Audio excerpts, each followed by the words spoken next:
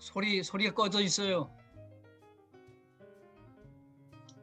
아, 어제 잘 지냈어? 예, 예, 예.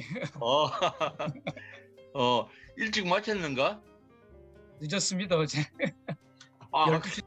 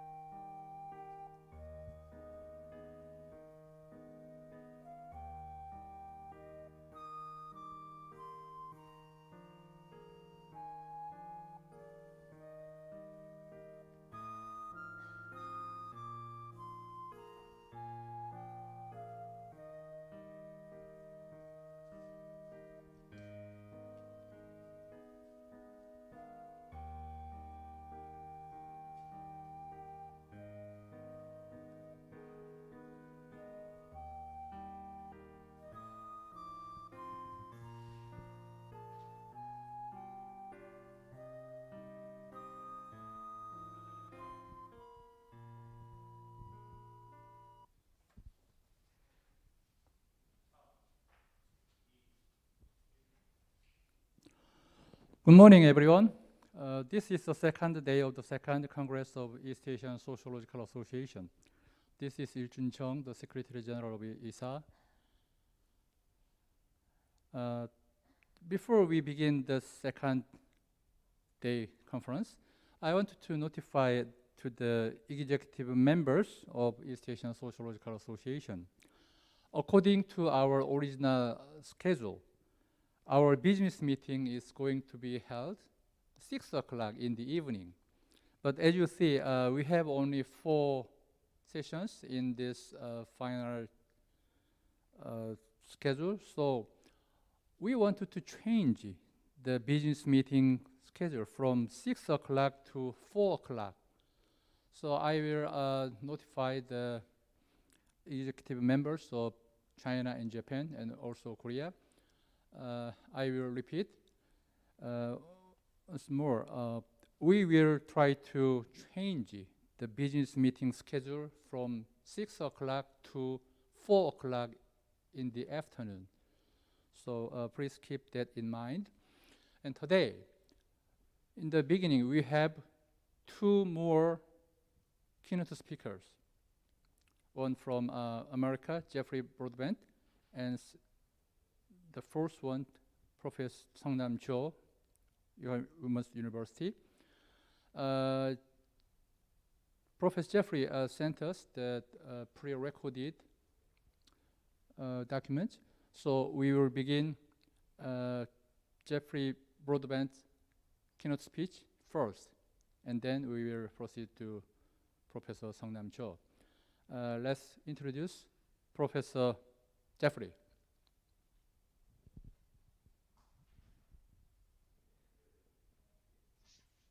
황 선생님 바쁘신데 전화를 드려서 안 선생님이 뭐 And fellow sociologists, I am so delighted to be able to present this talk at the Second Congress of the East Asian Sociological Association at Pukyong National University in Busan, South Korea. And my title for today is What Blocks Climate Solutions? The Japanese Case. In other words, I'm concerned about what are the factors in society and politics that prevent nations around the world from enacting solutions to the climate change crisis that is occurring on our small planet that we all share, floating in the inky blackness of outer space. As you know, our planet is suffering from a global climate crisis with rising carbon dioxide emissions approaching 1.5 degrees centigrade of average global warming. And the Paris national commitments are insufficient and are not being met, so we're heading towards 2.6 degrees of warming by 2100.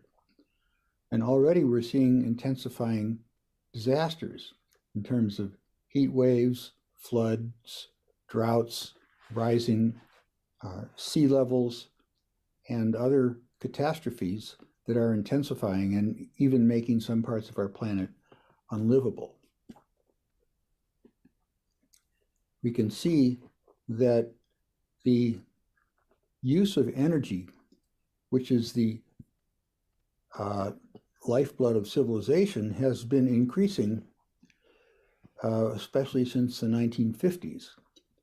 And most of this is coming from fossil fuels, coal, oil, and gas.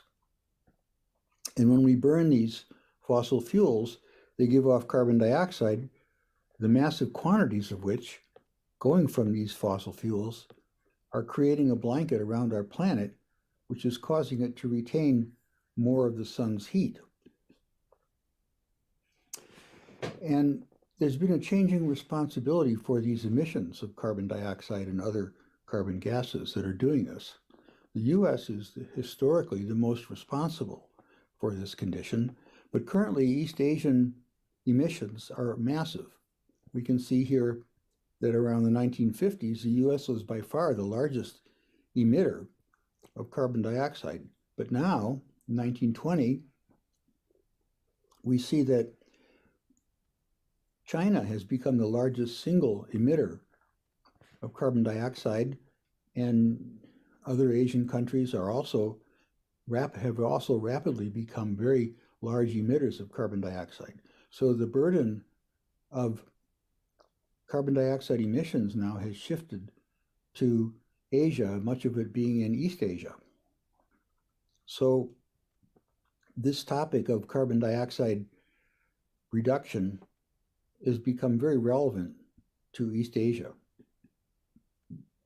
As a planet, we have different possible greenhouse gas emissions pathways.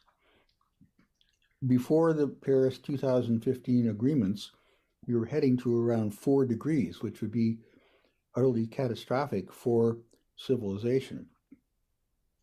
Here we are now, but if current policies were to be enacted, by 2100, we become closer to 3 degrees, which is still very catastrophic. If pledged emissions were cut, then we become closer to a little over 2 degrees. But to be safe and stabilize climate at not too much worse than it is presently, we need to make radical cuts and go down to 1.5 degrees. So how do we do that? What blocks the world from having these solutions? Well, in order to find that out, we started the KOMPON project. And KOMPON stands for Comparing Climate Change Policy Networks, but it also in Japanese means basis, or KOMPON. So it's a very basic type of research concerning our future on the planet Earth.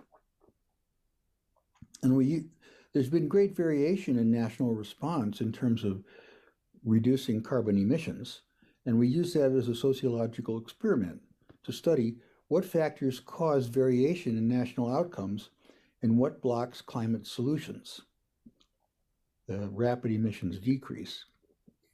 And we can see there are many potential factors that could be blocking different nations from making rapid reductions in their greenhouse gas emissions, their carbon emissions. And among those are economic, political, social, and cultural factors. And if we consider them in a little more detail, we could mention among economic, fossil fuel extraction industries induce government to maintain the energy regime, or owners, investors, managers, workers, or consumers demand short-term personal benefits from the existing energy regime, which may be fossil fuel, or higher cost and insufficiency or unreliable of alternatives like green energy inhibits the transition, which was the case some years ago, although it's not the case now. In terms of political factors, we could say, well, particular voting systems, political institutions prevent the election of Green Party representatives, or weakness of domestic civil society inhibits the mobilization of pro-environmental movements. And in terms of social, we could say the persistence of habitual practices causes rejection of change. And in cultural factors, the national culture rejects science, or the national culture rejects international influences, or the national culture climate science research institutes are weak, or beliefs of national interest motivate political elites to pursue rapid development based on fossil fuels. So there are these many different potential factors, and some will be present and some may be absent in any given national case to cause the blockage of their rapid climate change solution. So in the KOMPON project, we test the validity of these different explanations by case studies and cross-national comparison, and hopefully the results will contribute to positive change. Explanations will vary by case and region.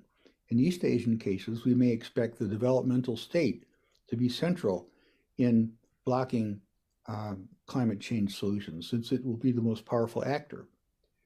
And so it might be the main explanation for climate policy outcomes. In the Compound project, we have different types of data collection.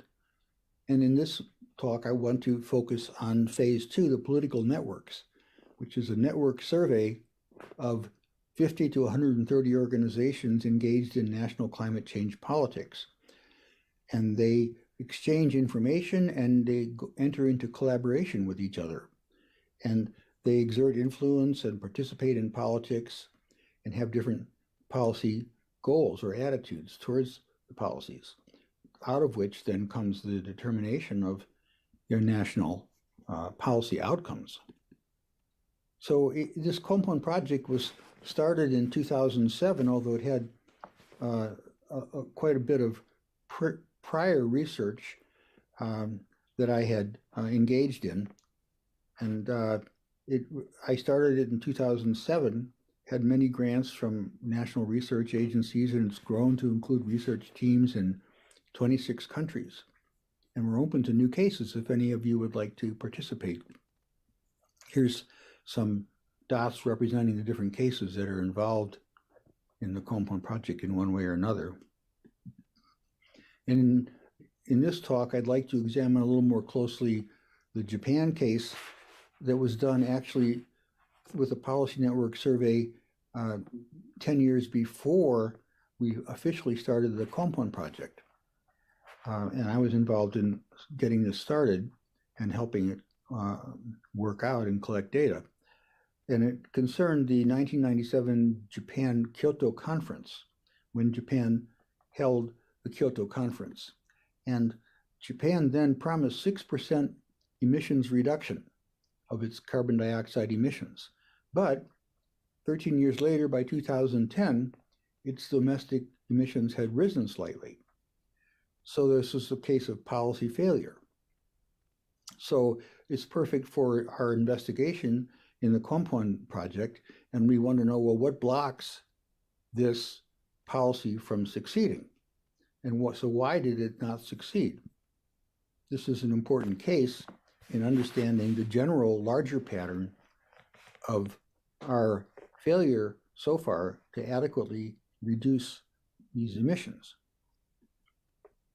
In the Japan case methods, I have some complex or detailed notes here on how we carried it out, which I won't go into, but I can leave it for you to examine more closely if you look at this recording later on.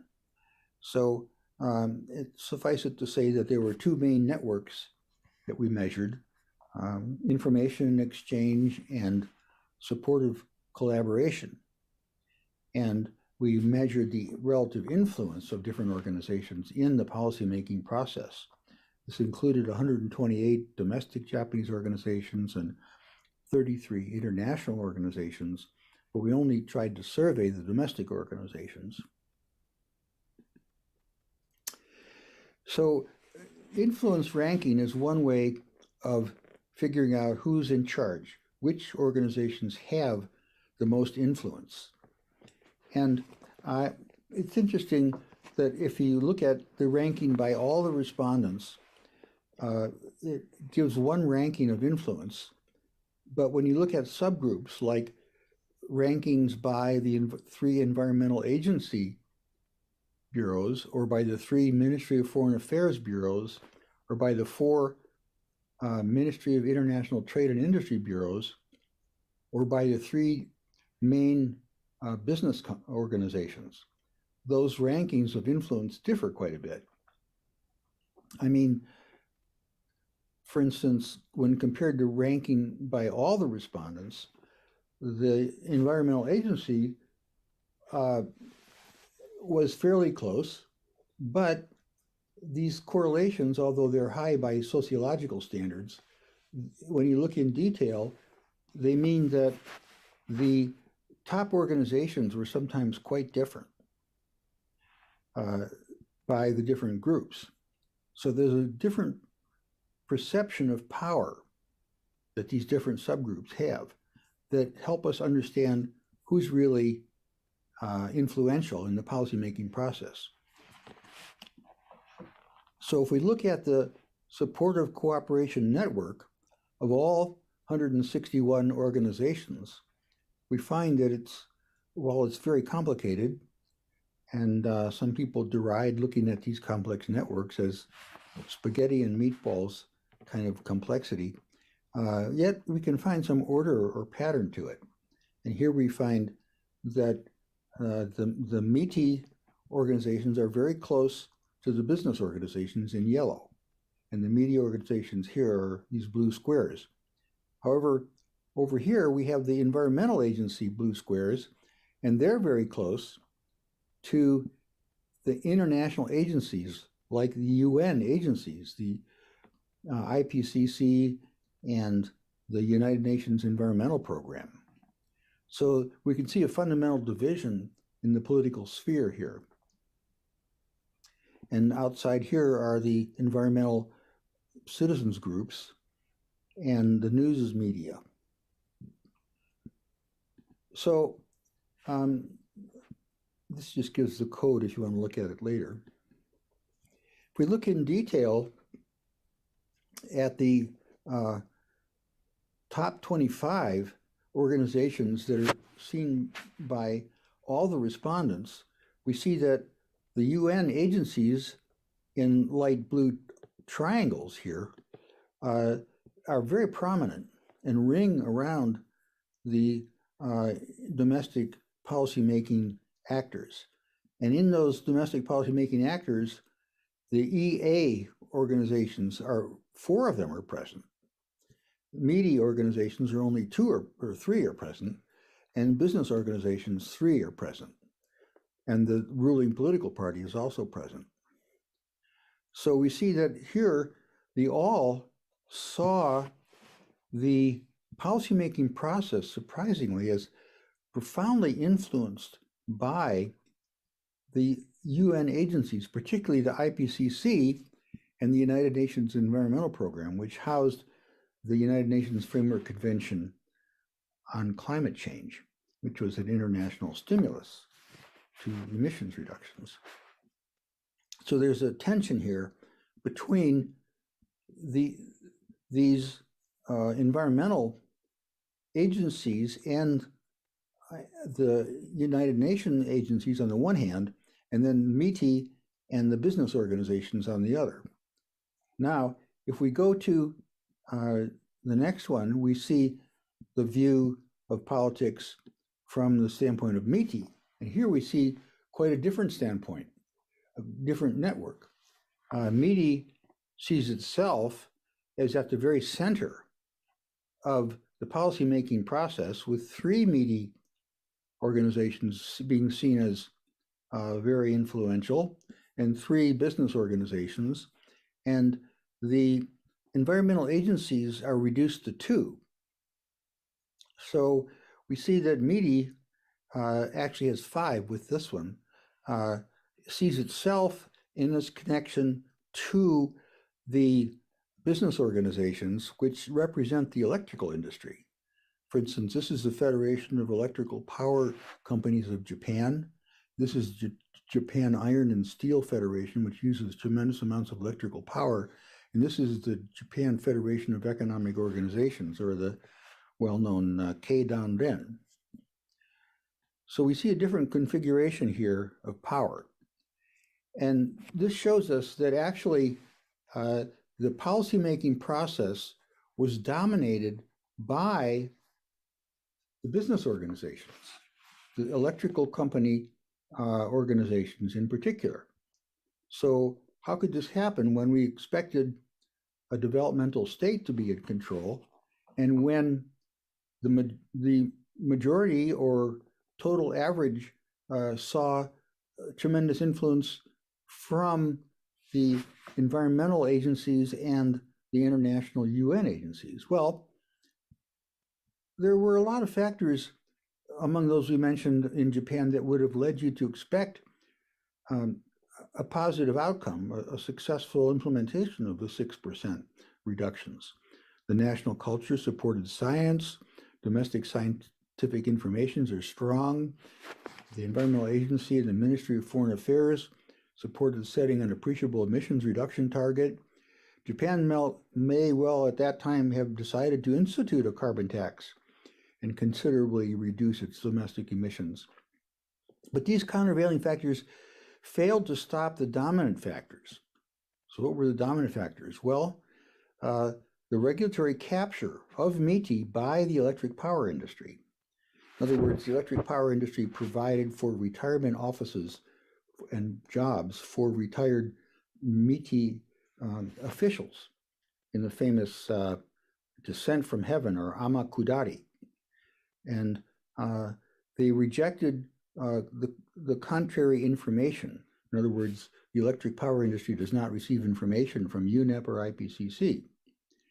Ideological hegemony exercised by MITI over other elites, that it knows best how to protect Japan's economic prosperity.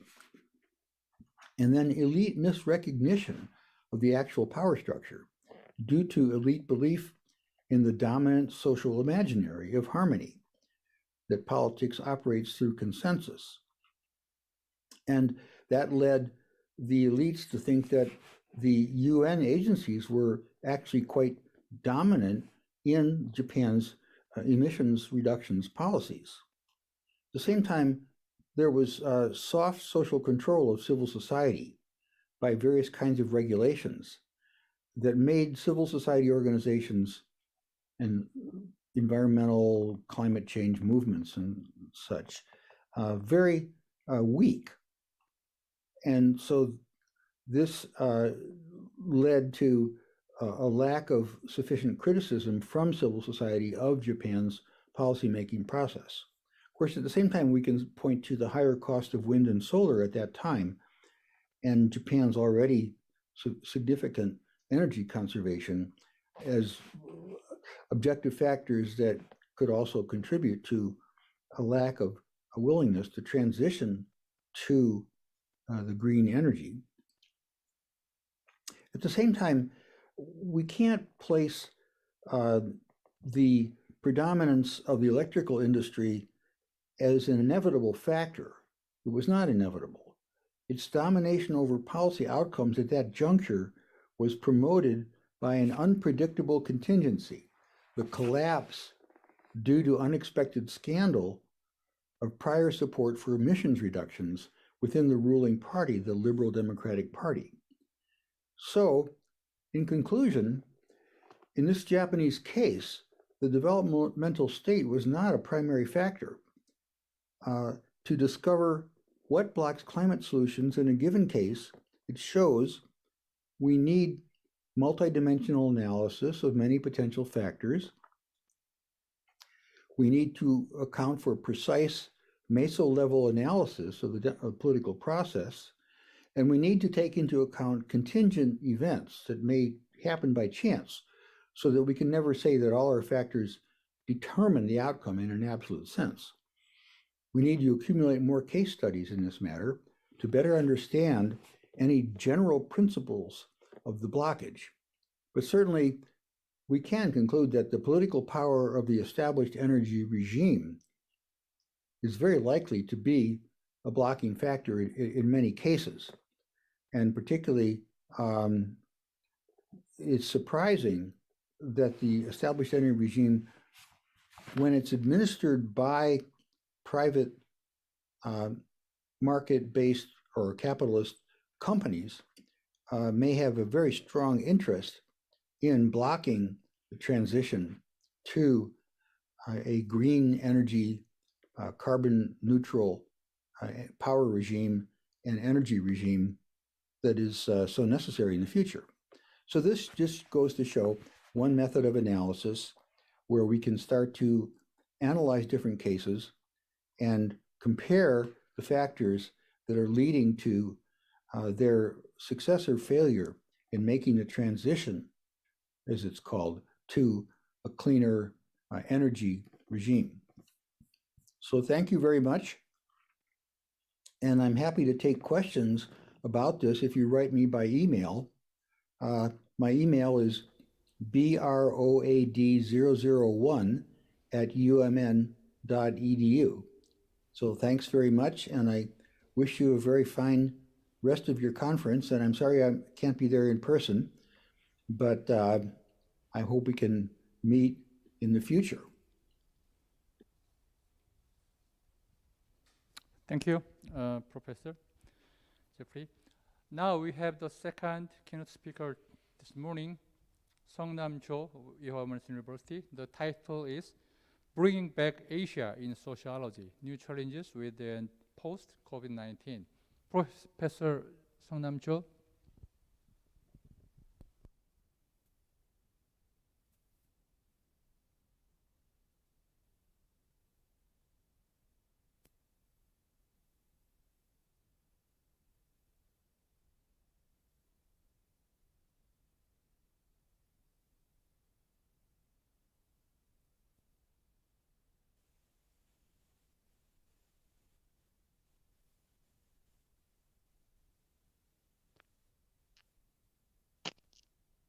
조승남 교수님, Yeah, 말씀하세요.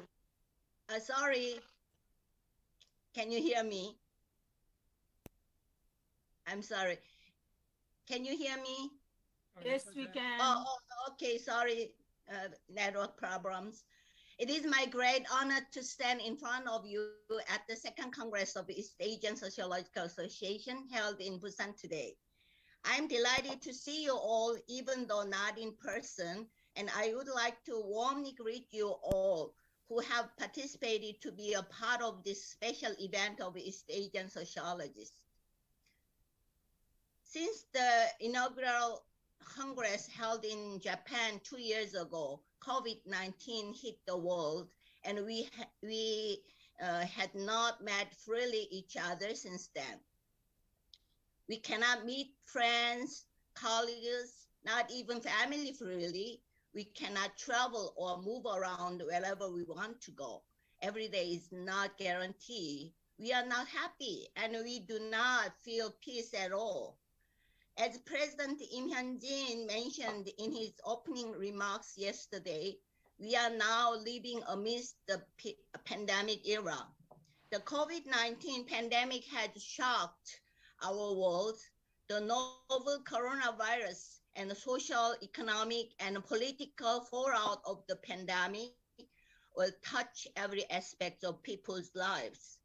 The pandemic had transformed our everyday lives in many ways and affected our human interactions and behaviors, particularly interpersonal and social relations. It is a new challenge and threat to our human beings by breaking balance and peace in everyday life.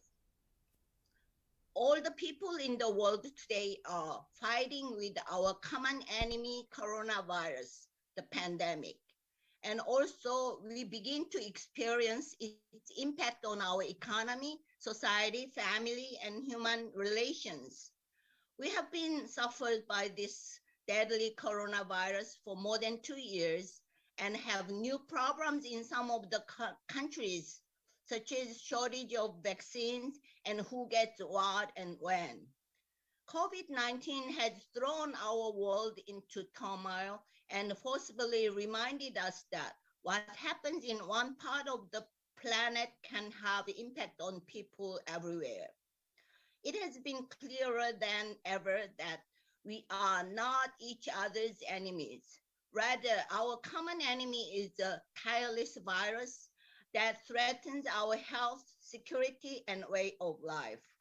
COVID-19 has profoundly changed our lives, causing tremendous human suffering and challenging the most basic foundation of societal well-being. Beyond the immediate impact on health, jobs, and incomes, the epidemic is increasing people's anxiety and worry, affecting their social relations, their trust in other people and in institutions, their personal security and sense of belongings. The epidemic is also affecting people's social connectedness.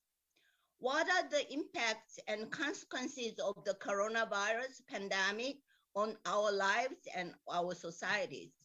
What are some of the solutions we can find out to boost our social and economic systems, secure our business, maintain our jobs and education system, and stabilize economy, society, and our lives.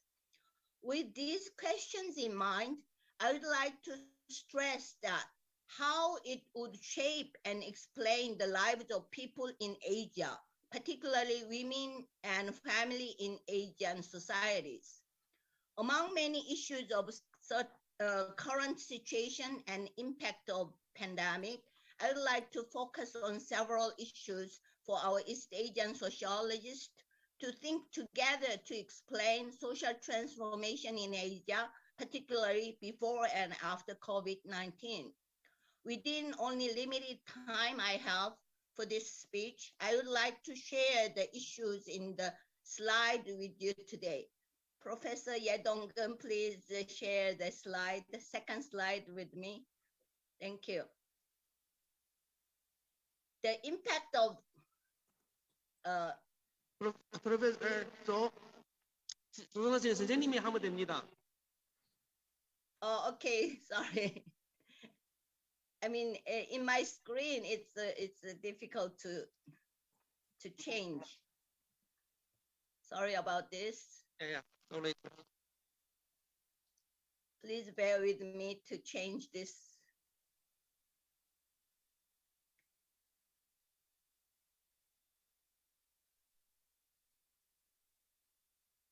Okay. Thank you. Among many social issues created by COVID-19, I have some thought of women and family particularly. We should consider the specific needs of women who are likely to take on a greater share of the caring responsibilities for children and the elderly.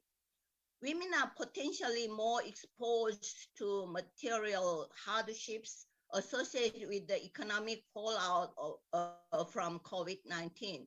In general, women are likely to be more vulnerable than men to any crisis-driven loss of income, as women's levels of incomes are on average lower than men's, and their poverty rates are higher.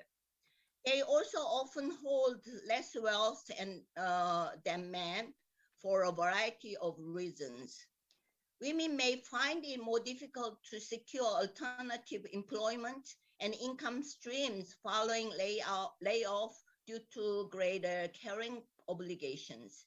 It is true that the potential downstream consequences of COVID-19, including higher unemployment, lost wages, and job insecurity, are particularly dangerous for women. As economic control is a key tool for our lives, certainly a global crisis like COVID-19 will affect women's lives as it is likely to escalate the problems against women. However, if we think about creating new social values and kinds of social impact to overcome a global crisis like COVID-19, there is a gradually increasing awareness of the importance of women's roles. Women have been much more effective in overcoming hardships. They contributed to human beings in the most essential way, especially at the time of a crisis and in uncertain global environments. Maybe it is the right time to cultivate and foster new women's roles in the future in order to overcome various social crises and problems.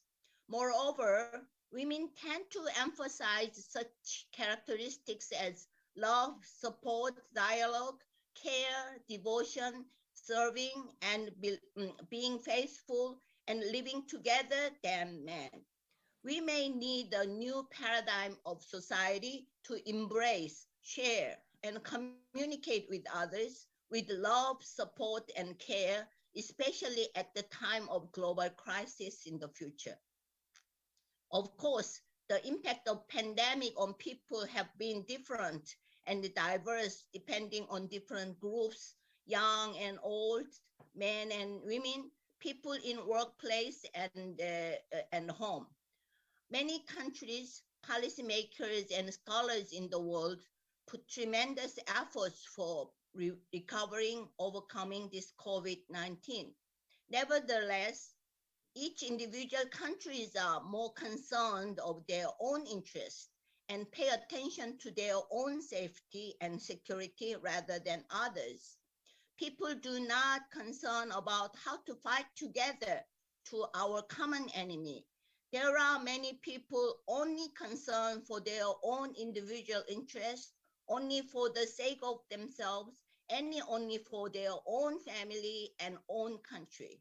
We have witnessed that many countries and people have become more egoistic, isolated, and closed, as well as discriminating against others in the name of social distancing rather than cooperation and working together in order to solve the problems we face. Yes, we all hope for recovering better from pandemic for an equitable and sustainable world. In order to tackle this issue, we may start with the concept of sustainability for a better world. The concept of sustainability is composed of three pillars: economic, environment, and social, also known informally as profits, planets, and people. Sustainability is a capacity to endure in a relatively ongoing way across various domains of life. It refers generally to the capacity for environment and human civilization to coexist. However, human civilization today has been challenged and threatened by the coronavirus pandemic. It may be very difficult to achieve an equitable and sustainable world in the future without changing our existing human civilization.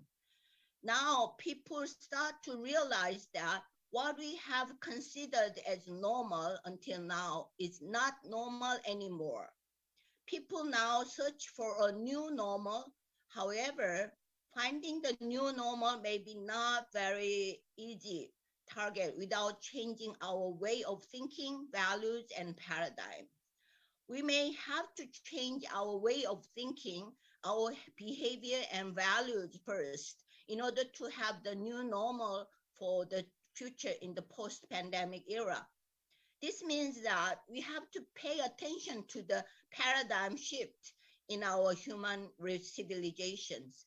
I would say that existing paradigm of our human civilization until now has been based on so-called success model. Until now, we have lived with the ideology that motivating us to be successful in school, in workplace, in society, and even at home. We are so much accustomed to the rule of game that dominate in our society and the world. We follow the rule of game based on the competitiveness for the success. The winner of the severe competitive process can have power to rule the society and country and thus become successful and have power.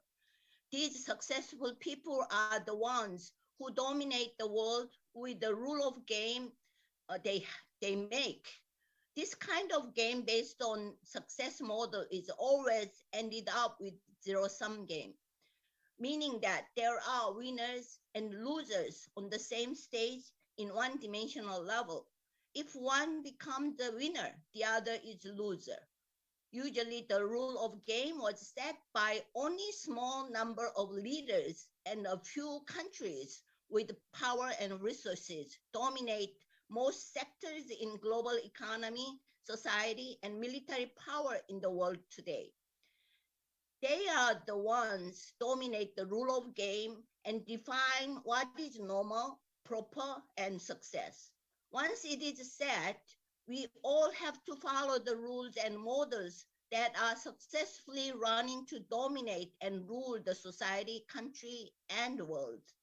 If we are very lucky, we can be a winner, but most times we are one of losers of the game, and then we feel frustrated, angry, and hate others and blaming for others, like the popular Squid Game.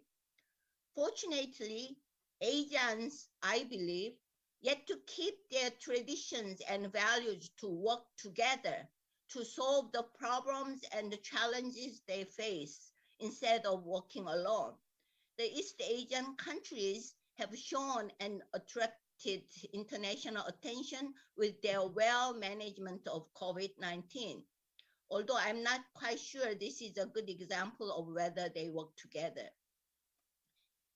We Asian sociologists also called upon to take action to tackle the challenges we face with COVID-19 and try to overcome and incorporate this global situation with the new agenda, new research and theories. In the process, scholars in Asia, especially members of ESA, should put their continuous efforts for their pioneering achievement of the promotion of new paradigm with and post-pandemic era, and expect to play an important role to make progress in the research on this new paradigm in our human civilization.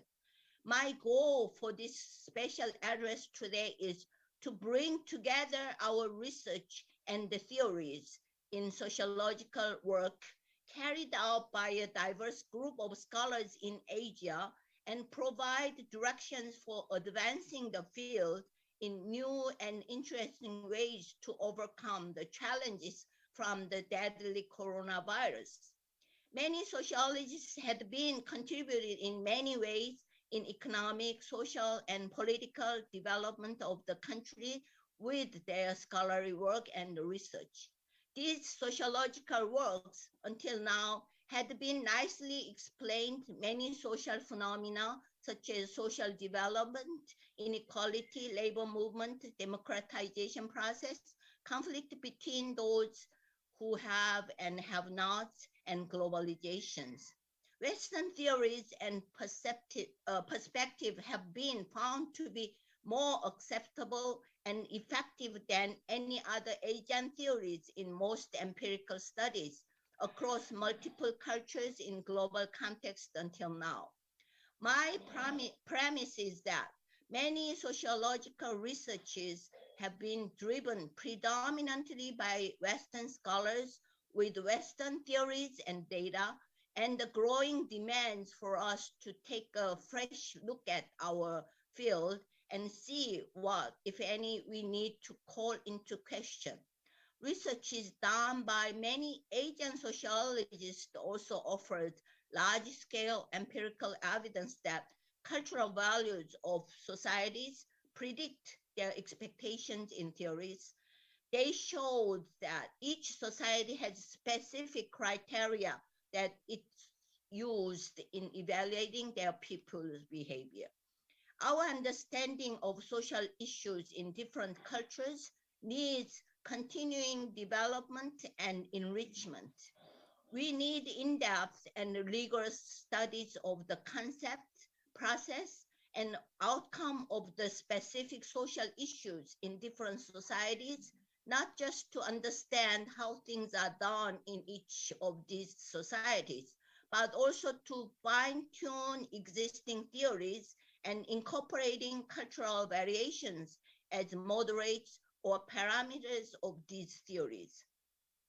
In addition, by focusing on potential cross-cultural effects, researchers are more likely to uncover new relationships by ethnic backgrounds, history, or political systems. Asia offers a fertile and critical arena for study of many issues of sociology. However, disappointingly, the rapid growth in Asia has not been accompanied by increased scholarly researches and theories of Asia as well as on Asia. In fact, limited scientific work has been available on various social issues unique in Asian countries. There is some empirical evidence for similarities between Asia and the West. However, because of the uniqueness of cultures, business and organizational behavior in Asia, for example, is still an explored area of our sociological inquiry, especially in terms of its potentially distinct features compared to paradigm and explanation of the West. The Chinese concept of quanxi, personal relationship, and the Japanese concept of wa, harmony, for example, are not found in Western conceptualization of leadership and organizational behavior, nor is paternalistic leadership, which is typically found in the collectivistic culture of Asia, this direction or direct leadership style in the West. Many scholars in our societies were trained in the West, especially America, had tried to explain our society with the ones we borrow from the theories we learned. Many of the main studies on Asia and Asian societies still seem to be focusing on Western society as a model, which are quite different from studies on Asia. It is only recently that the recognition for Asian culture and some of the under-evaluated ability in Asia are into the attention and try to correct it, try to connect it with the new model for the next generation. It is time for taking stock of sociological theories and the researches in Asia to explain what's happening in Asian societies and create the new normal ways to solve the problems we face before and after COVID-19. President Biden recently said, "Build back better world." Now, we Asians have to build back better Asia with and post-pandemic era. If I borrow from Victor Cha, a metaphor of a shy girl at the dance party, Asian scholars shouldn't be like a shy girl sitting around the corner in the dance party. We ESA scholars should bring back Asia in the center of our world of sociology in order to build back better world and better Asia with and after COVID-19 pandemic era. Now is the time for us, sociologists in Asia, dance in the center of the stage with the post-pandemic era, not just sitting in the corner like shy Asian girls anymore. Thank you very much for sharing with me. Thank you. Thank you. Thank you, Professor Nam Cho. Yeah, kind of bold imagination. Yeah. As you see, Jeff sent us the pre-recorded lectures, and we have no time to have some discussions. So as Jeff indicated, if you have any questions, you can send email to Jeffrey and Sang-Nam Cho directly, and you can share some thoughts with yourselves. Yeah, let's proceed to the second day, the part 3, RN session. We have 7 sessions in the morning, and also in the afternoon we have 2 more sessions. And let me just correct my notification in the beginning of this keynote speech. We just we try to change the business meeting schedule from 6 o'clock to 4 o'clock, but there are some problems. So we are going to keep the original schedule.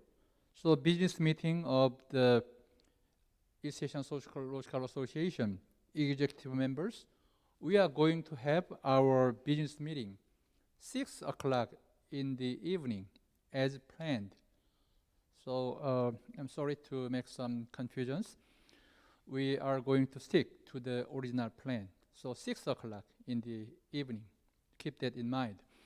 Now we will begin the session 1 to session 8. In 10 o'clock, you have all your respective RNs. Thank you. Sorry, how do I go to session 4?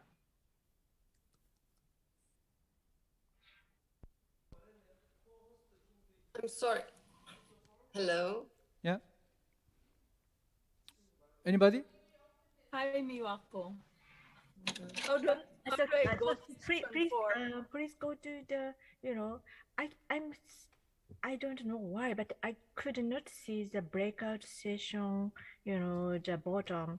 So if we can see the breakout session bottom, please go to the session 4. The professor. Where? I don't know cannot- why.